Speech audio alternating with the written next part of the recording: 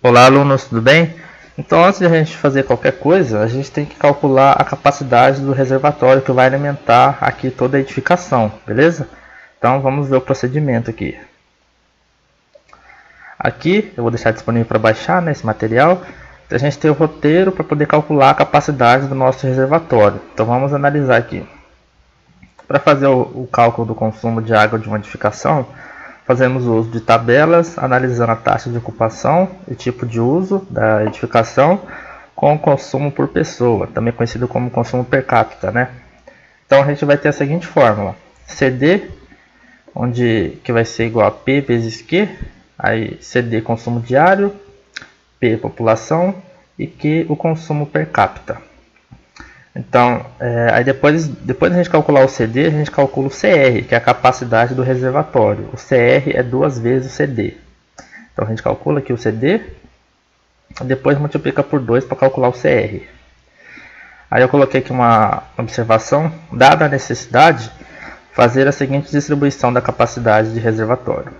Reservatório inferior com 60% do CR, né, que a gente calculou, que vai ser calculado aqui. E reservatório superior 40% de CR.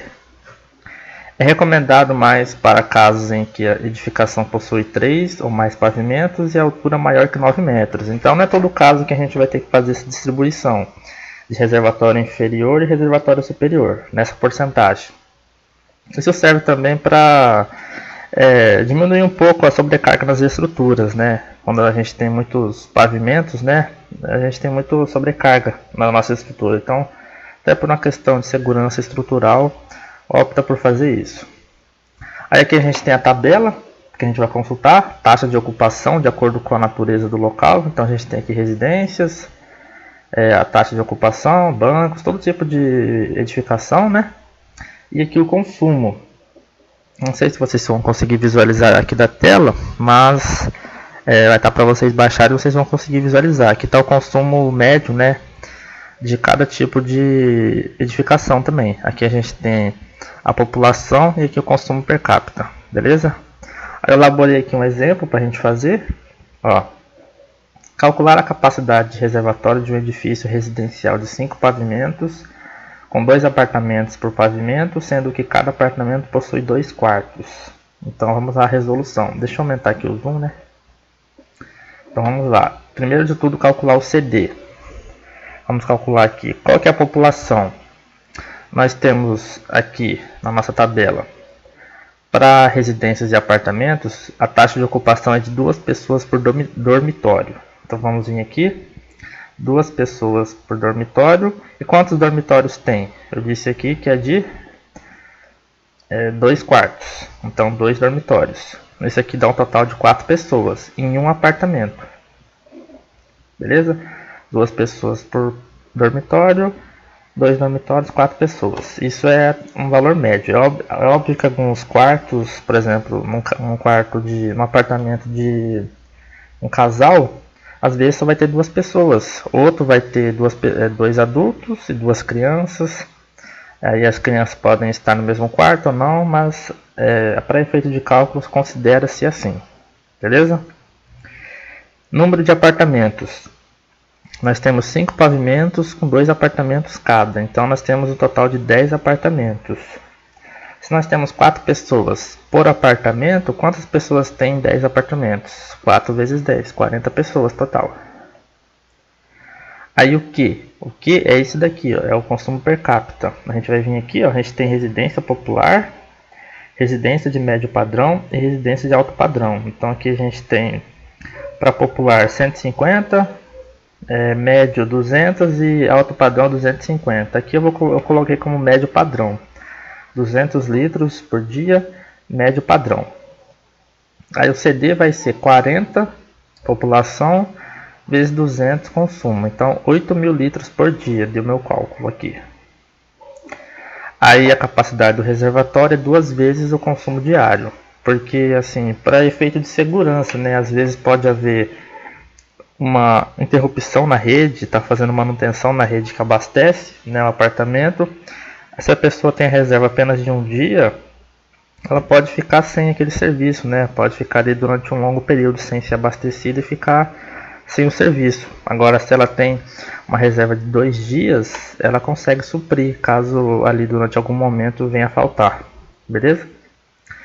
Aí, nesse caso aqui, vai ter reservatório superior, que é 40%, que dá 6.400 litros, e o inferior 60%, que dá 0,6 vezes 16 mil litros, daria 9.600 litros. Se você somar 9.600 com 6.400, tem que dar 16, beleza? Também existe a reserva técnica de incêndio, que normalmente é colocada aqui no reservatório superior.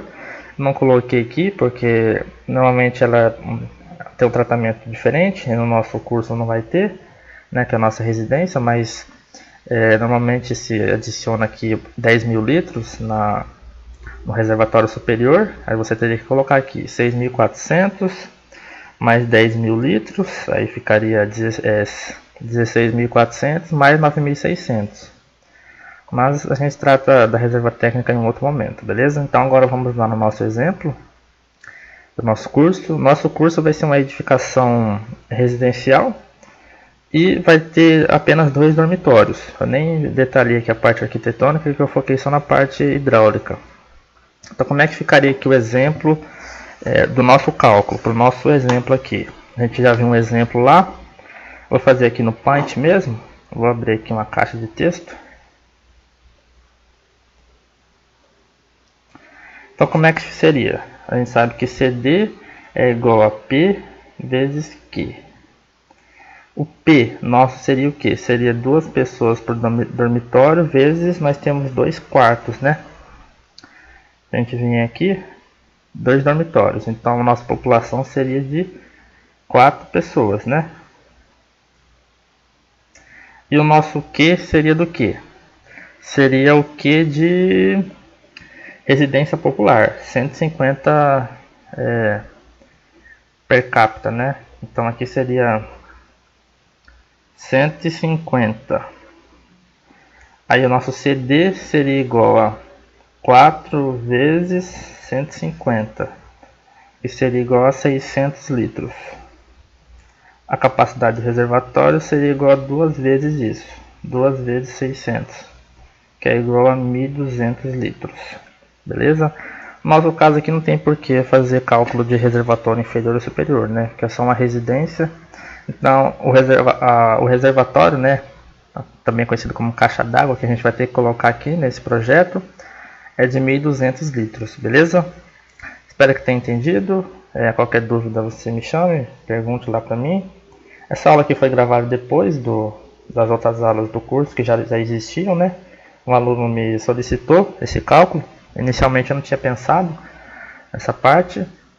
Estava pensando apenas no dimensionamento das tubulações ali, né, na parte do cálculo dos pesos, das vazões e tal.